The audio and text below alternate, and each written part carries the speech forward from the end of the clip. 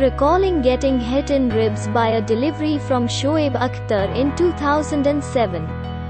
Sachin Tendulkar revealed that for around 2 months, he wasn't able to cough or sleep on his tummy. Sachin added that he continued playing with injury and went on to design his own chest guard. He also said he didn't tell anyone that his ribs were broken. Subscribe to the channel for more news.